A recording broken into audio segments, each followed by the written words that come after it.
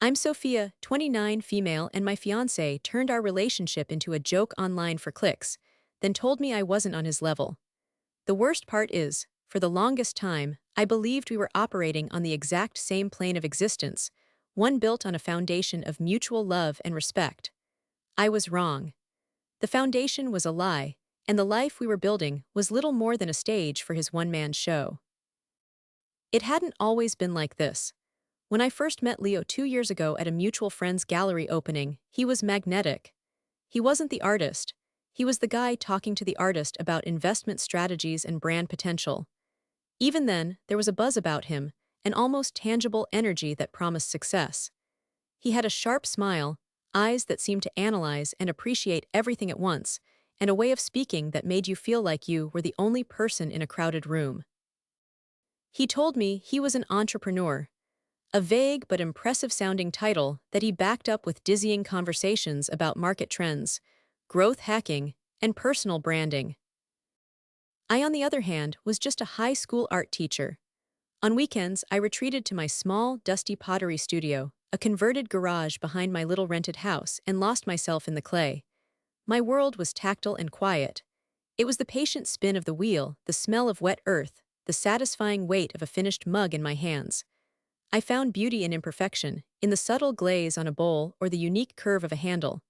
To Leo, my world was a curiosity. He called it charming and grounded.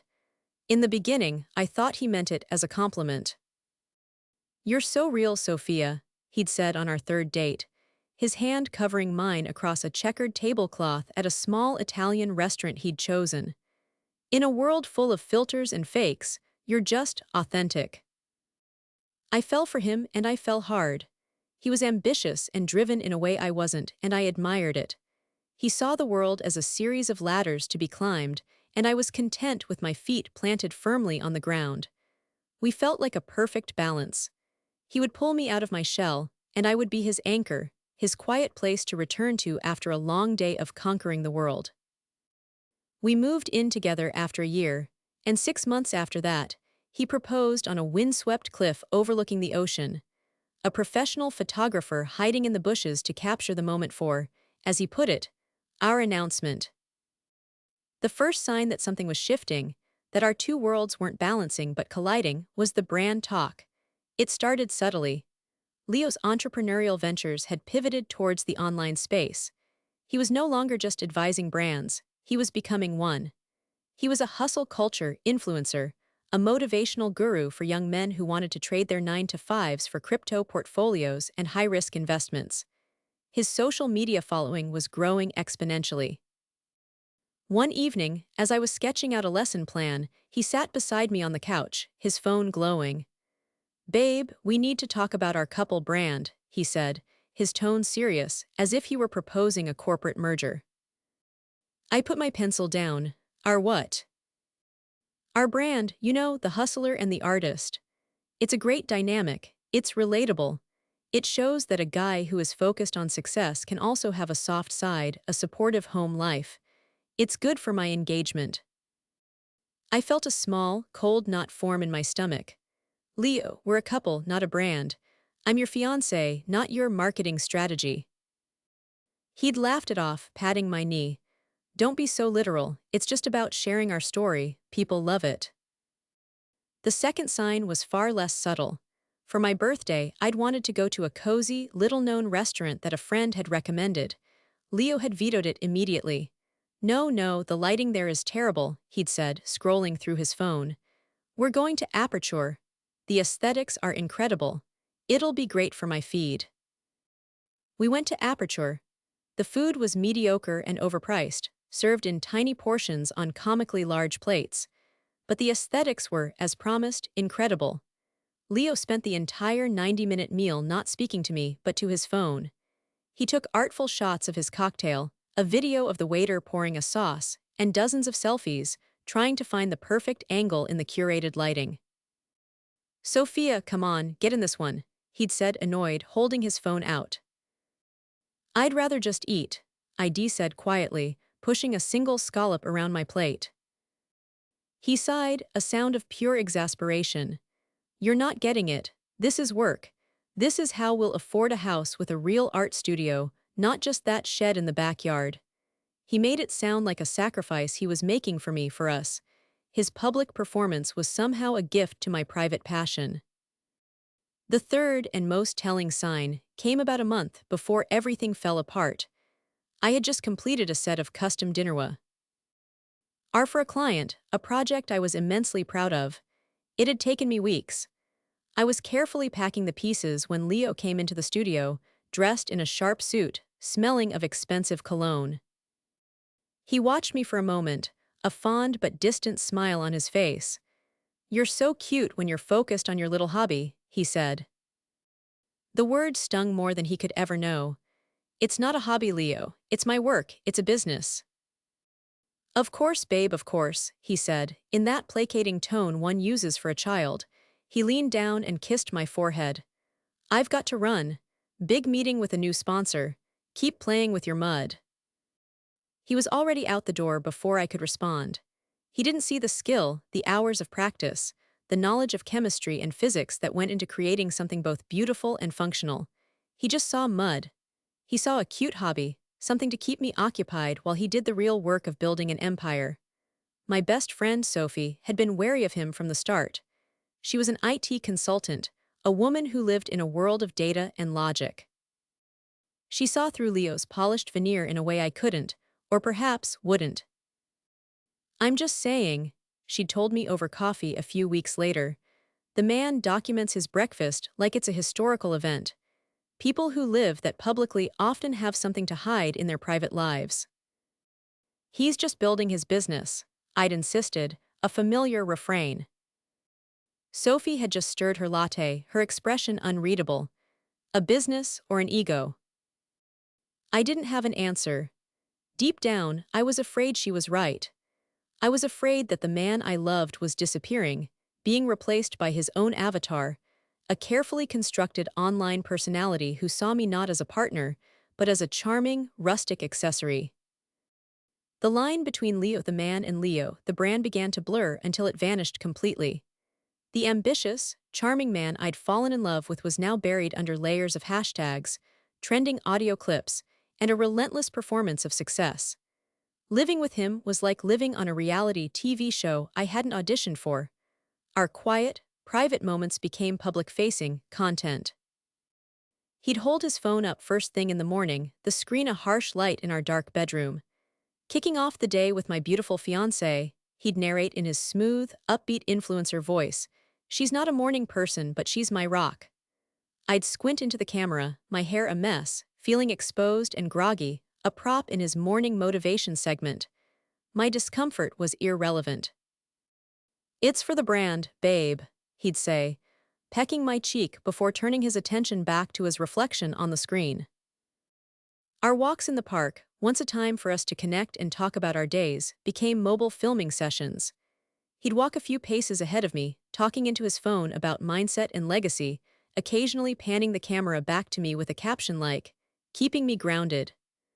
I felt less like a partner and more like a human backdrop, a visual representation of the work-life balance he was selling to his followers. When I asked if we could just have one walk without the phone, he looked at me with genuine confusion. "But this is the best time for lighting," he'd say. "This is prime content time." His obsession with content began to infect every corner of our life. He critiqued my clothes, suggesting I should dress in a way that better reflects our brand. He tried to upgrade my car, a trusty old sedan I'd had for years, to something more on-brand. Each suggestion was a small cut, a subtle reminder that in his eyes, I wasn't quite right. I was a project to be improved, a variable to be optimized for maximum engagement. Then the series started. He called it My Sweet, Simple Girl. At first, it seemed almost harmless if a little patronizing. The first video was of me in my studio, splattered with clay, completely absorbed in shaping a large bowl on the wheel. The camera zoomed in on my focused face, then on my clay-caked hands. The audio was a soft, sentimental piano track. The caption read, "In a world of noise and chaos, I get to come home to this. My sweet, simple girl in her element. She reminds me what's real, grounded, simple life love." I saw it and felt a familiar prickle of annoyance. Simple, I asked him later that evening. It makes me sound like a country mouse. He laughed, wrapping his arms around my waist.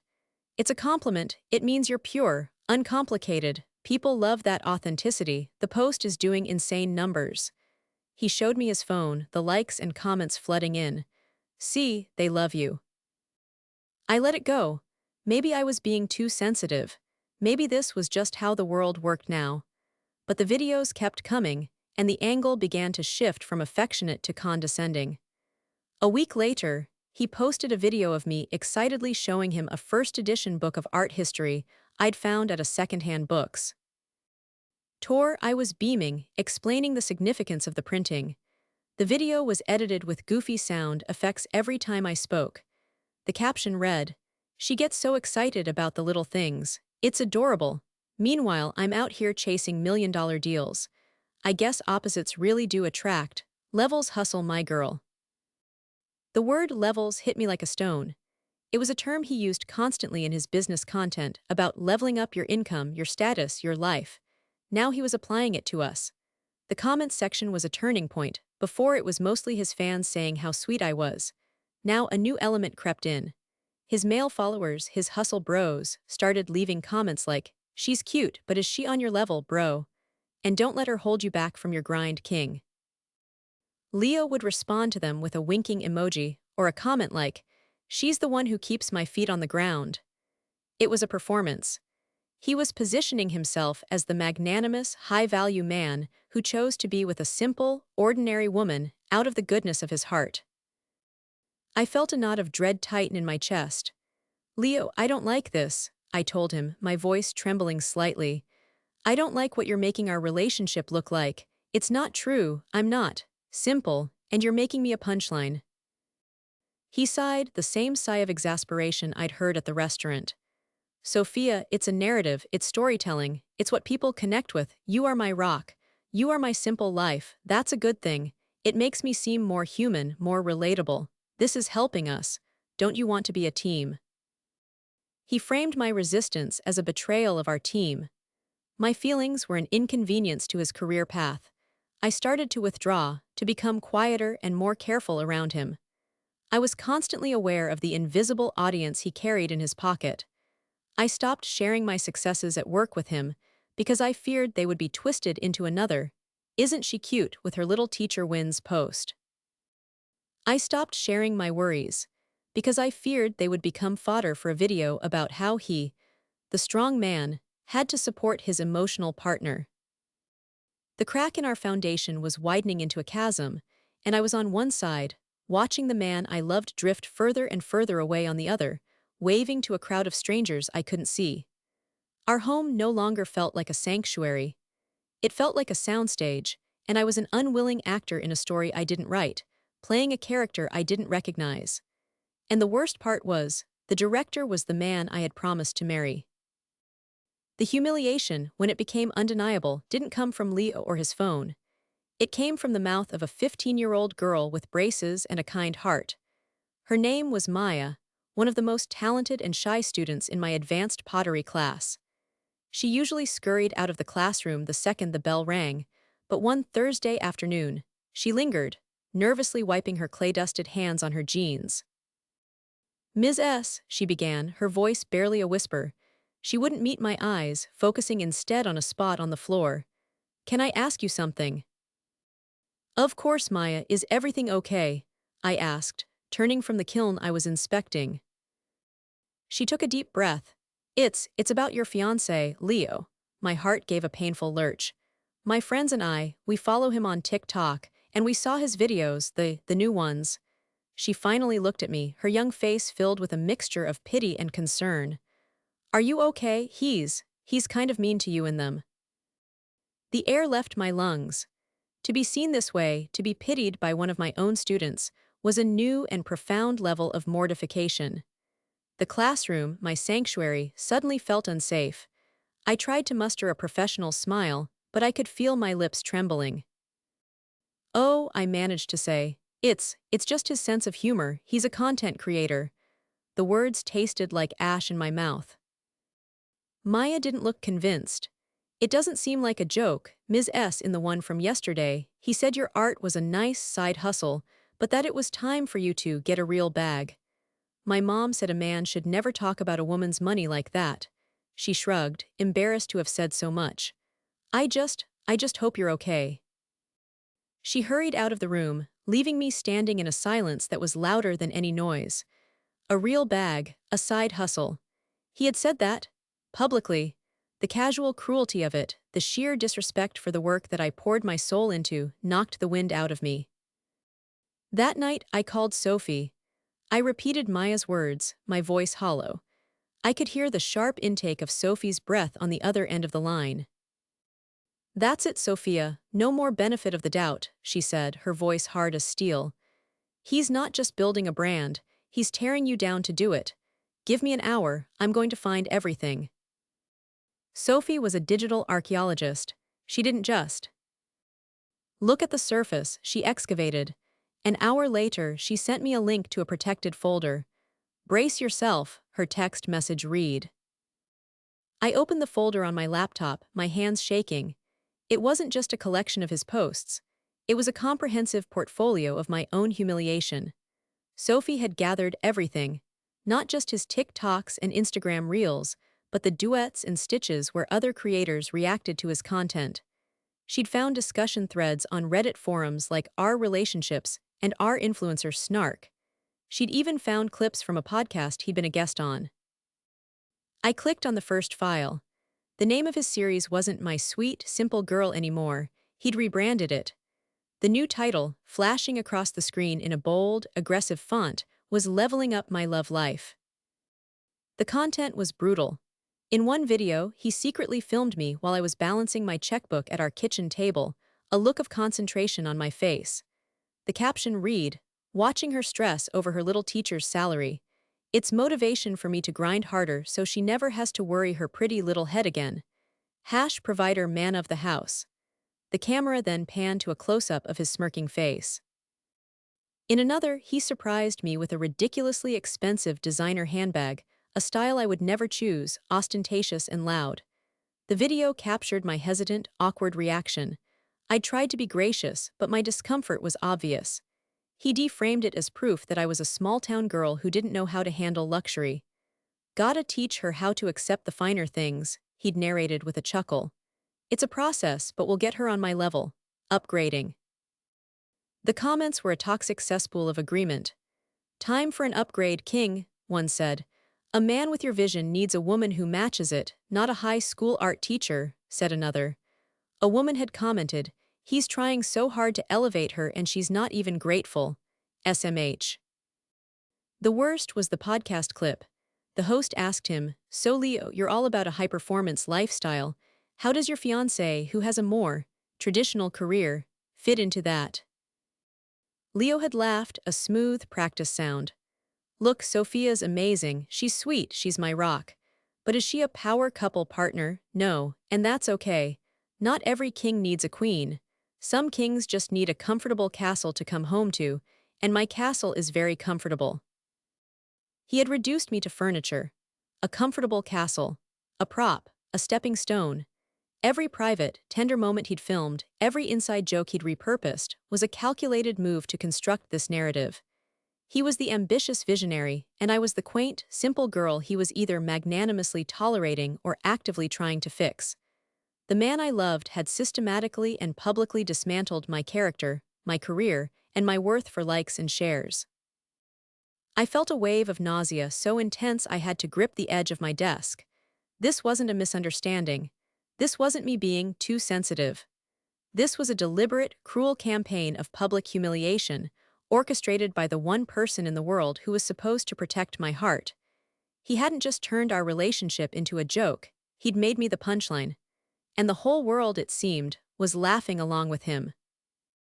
I didn't cry. The shock was too deep, the betrayal too absolute for tears. A cold, terrifying clarity settled over me instead. It was the kind of clarity that comes when you realize the monster you've been afraid of has been sleeping beside you all along. I sat there in the dark for what felt like hours, the glow of the laptop screen illuminating the wreckage of our shared story. I replayed the podcast clip again and again, letting the words, "Some kings just need a comfortable castle," etch themselves into my memory. I knew he would be home soon. He always came home high on the energy of a productive day, ready to recount his victories. Tonight, I would be waiting with a victory of my own, the terrible, freeing truth. I left the laptop open on the coffee table in the living room, paused on the video of the handbag surprise. I turned off all the lights except for one small lamp in the corner, casting long, dramatic shadows across the room. I sat on the couch opposite the screen and waited. The sound of his key in the lock made me flinch, a Pavlovian response to a sound that used to mean comfort. The door opened, and he strode in, shedding his jacket and beaming. "Hey babe, you'll never guess the engagement I got on the new post," he began, his voice booming in the quiet space. He stopped short when he saw me, a dark shape on the couch. "Whoa, what's with the mood lighting, you okay?" I didn't answer. I just tilted my head towards the glowing screen on the table. His eyes followed my gaze. He saw the paused video and his cheerful demeanor flickered. A flash of something annoyance, guilt, crossed his face before being replaced by his usual mask of confident nonchalance. "Oh that," he said, forcing a laugh. "The comments on that one were wild.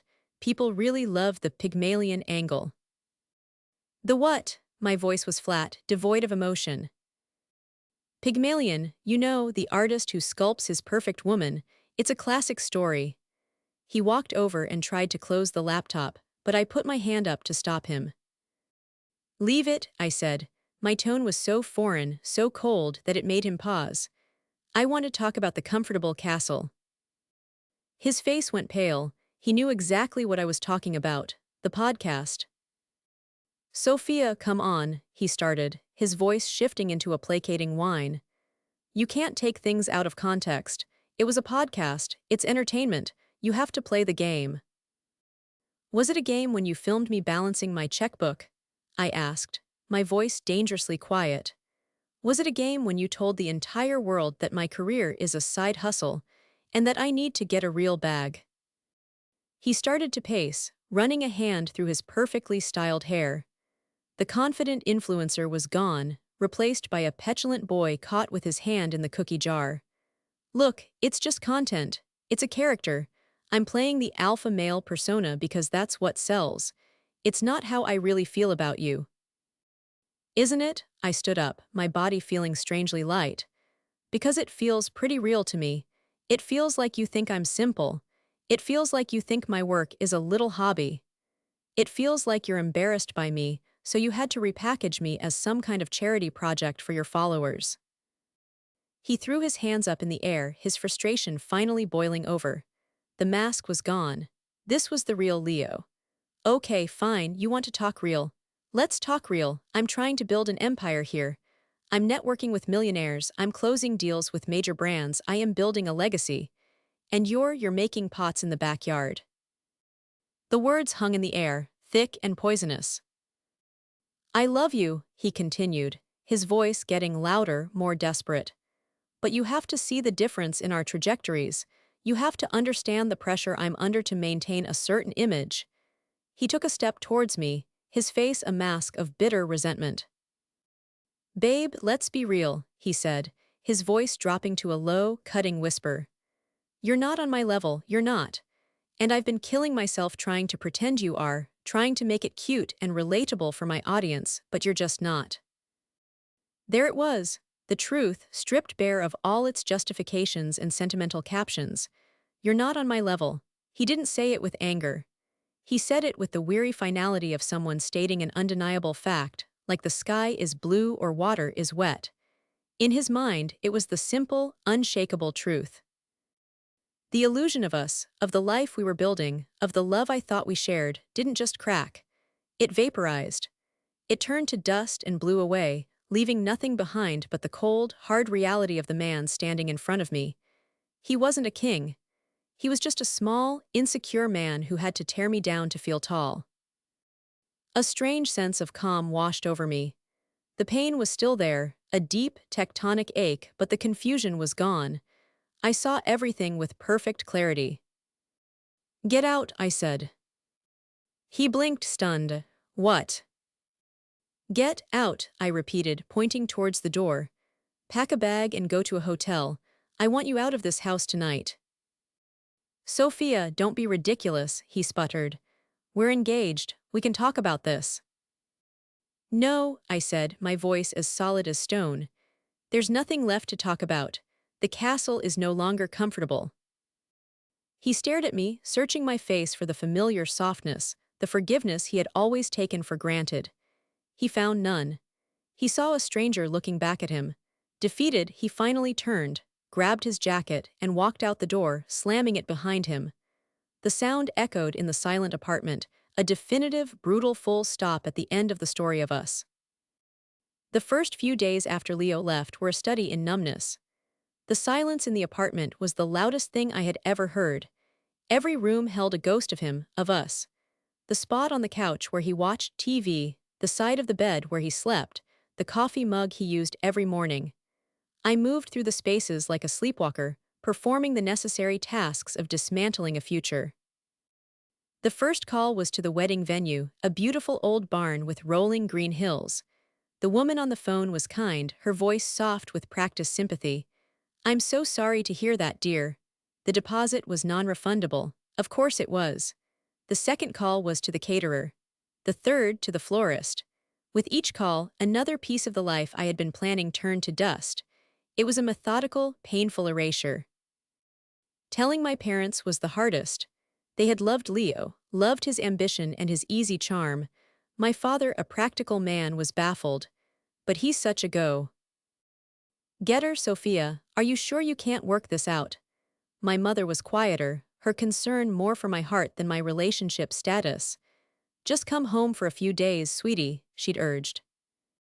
I couldn't. Instead, I called Sophie. She was at my door within 20 minutes, armed with a bottle of wine and a pint of my favorite ice cream. She didn't say, I told you so. She just wrapped me in a hug and let me be silent. She sat with me on the couch as I stared blankly at the wall, her presence a solid, comforting anchor in the storm.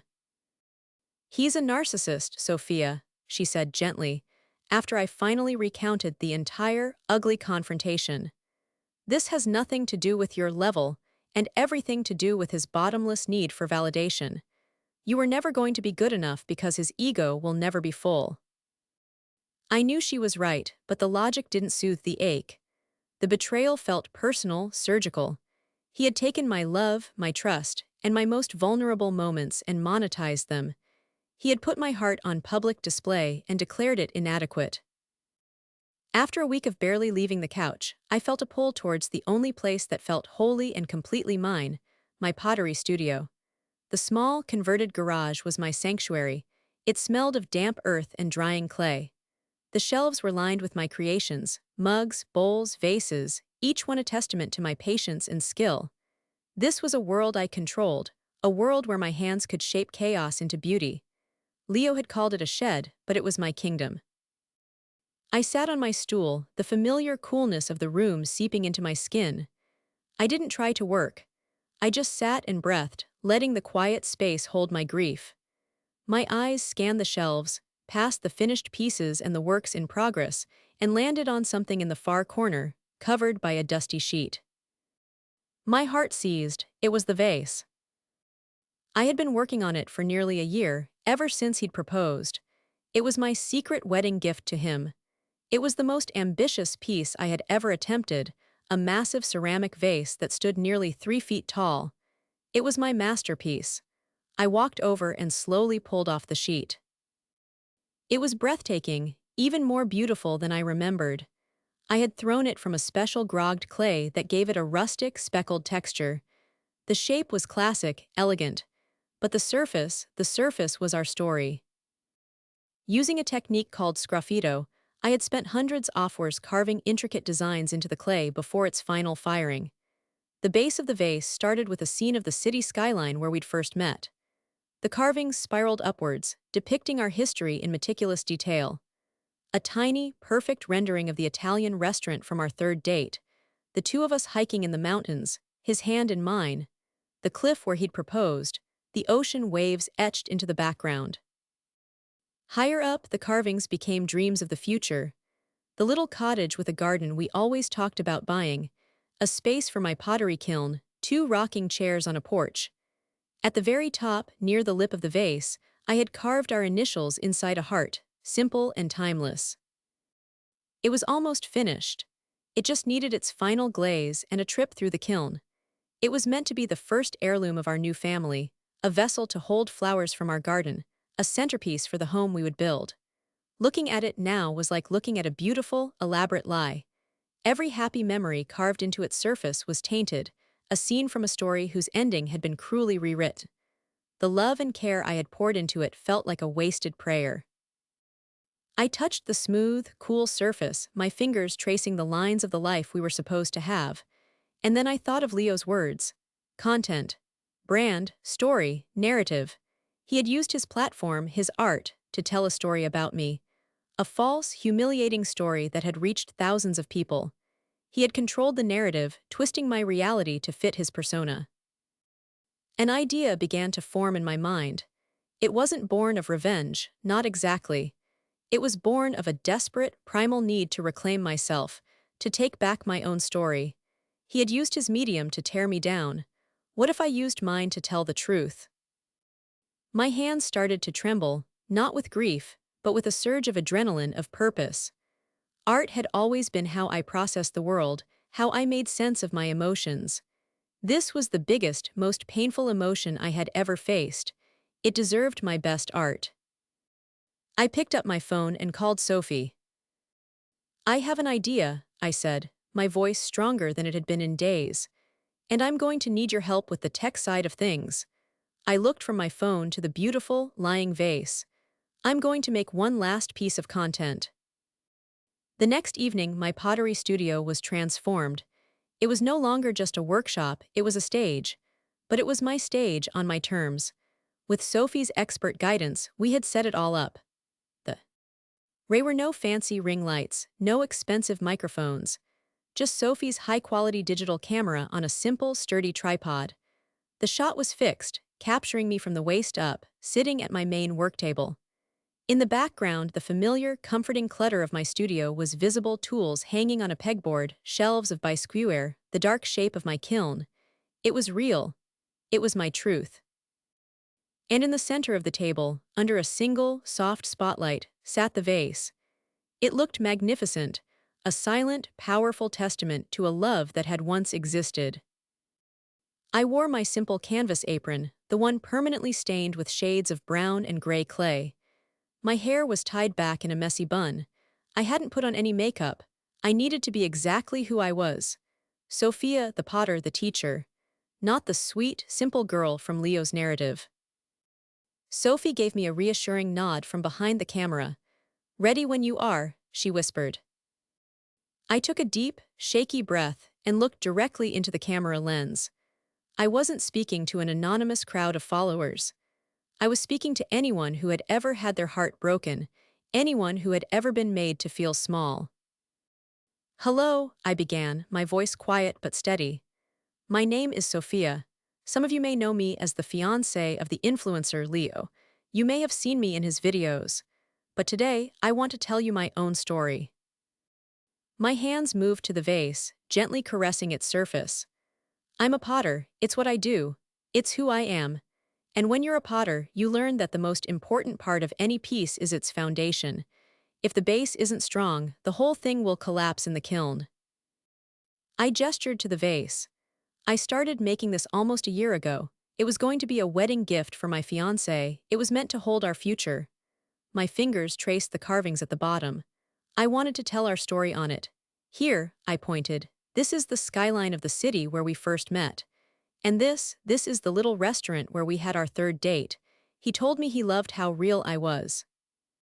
I slowly turned the vase, my voice gaining strength as I revisited the memories, claiming them as my own. "This was our first hike together, and this is the cliff where he asked me to marry him. And up here," my voice hitched, but I pushed through. "This was the home we dreamed of. The garden we were going to plant. The life we were going to build. I poured everything I had into this. Every hope, every dream. I thought he was building it with me." I paused, letting the weight of those words settle. But recently, I found out that while I was in here, in my studio, telling our story in clay, my fiancé was online, telling a very different story. This was the moment. Sophie, on cue, began to insert the clips. The screen split. On one side was me, my face filled with raw, authentic emotion. On the other side, Leo's slickly produced content began to play. First, the video of me balancing my checkbook, with his condescending caption about my little teacher's salary. The contrast between his smirk and my quiet concentration was jarring. Next, the clip of him mocking my love for old books, calling it adorable, while bragging about his deals. The sound of his glib, self-satisfied voice was poison next to the gentle sincerity of my storytelling. He told his followers that my work was a cute hobby, I said, as a clip of him saying just that played on the screen. He told them I needed to be upgraded. The video of the handbag surprise appeared, my awkward, pained smile a stark counterpoint to his triumphant one. The final clip was from the podcast. The audio was crystal clear. Some kings just need a comfortable castle to come home to. The clip stopped.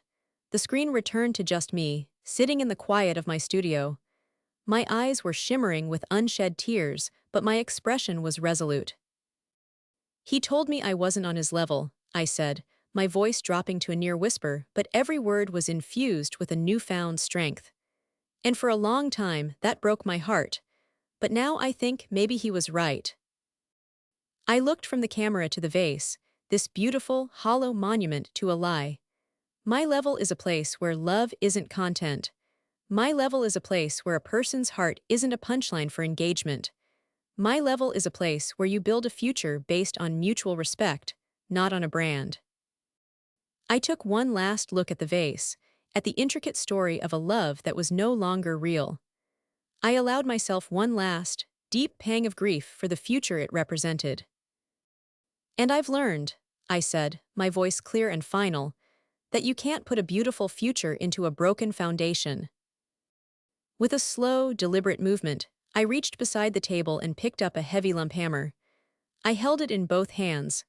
I took a deep breath, and with a single, swift, powerful motion, I brought it down on the center of the vase. The sound was a sickening crack, followed by the shattering cascade of sand pieces of ceramic. The masterpiece I had spent a year creating exploded, collapsing into a pile of sharp, glittering rubble.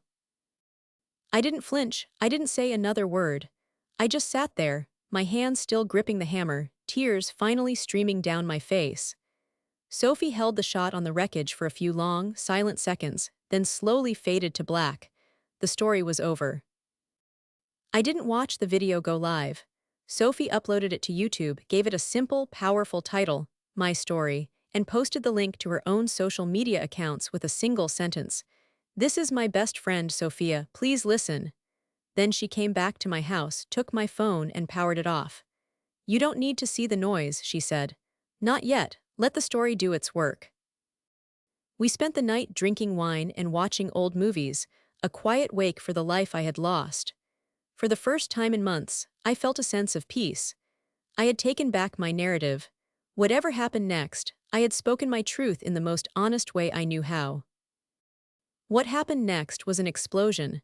Sophie checked her laptop the next morning and her eyes widened. "Whoa, Sophia," she breathed. "You need to see this."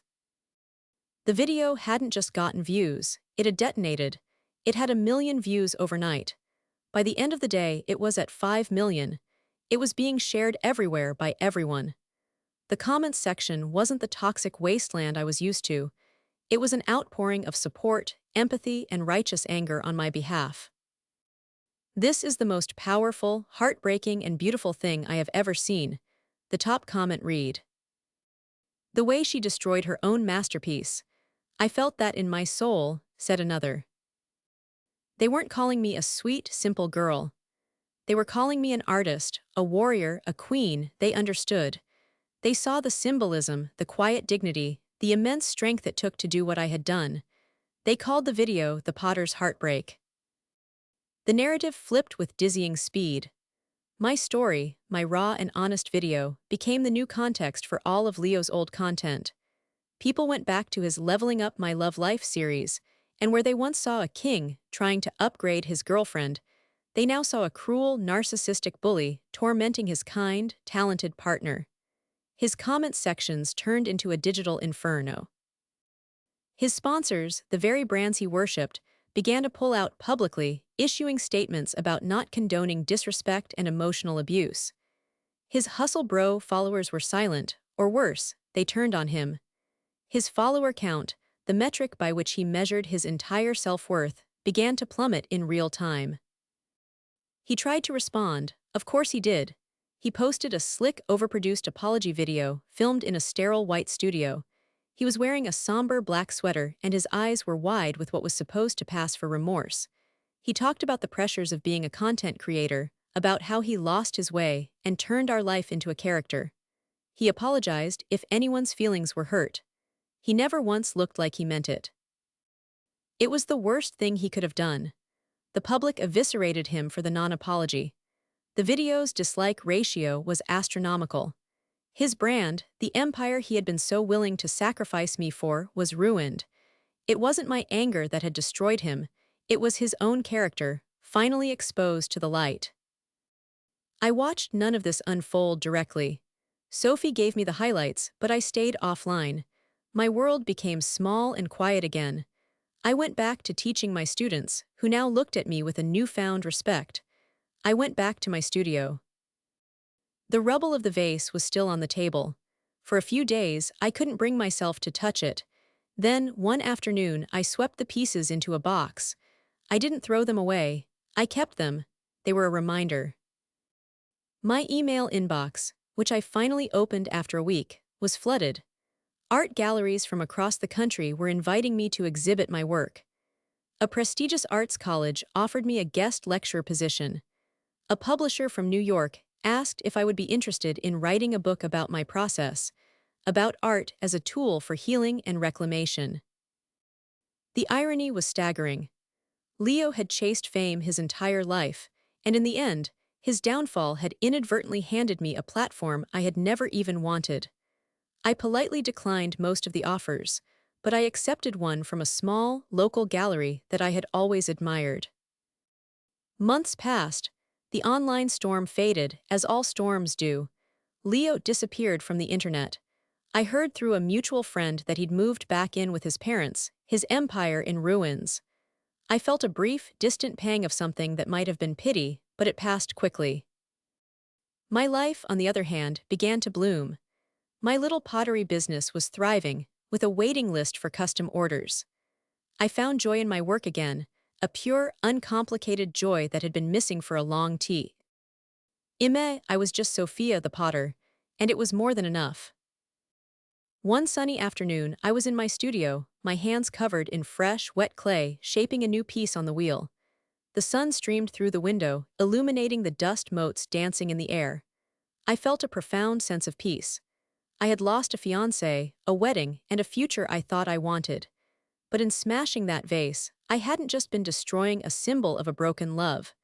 I had been breaking myself free. I had taken the ugliest, most painful experience of my life and transformed it into art. I had found my own foundation, one built not of clay or dreams, but of self-respect and unbreakable integrity.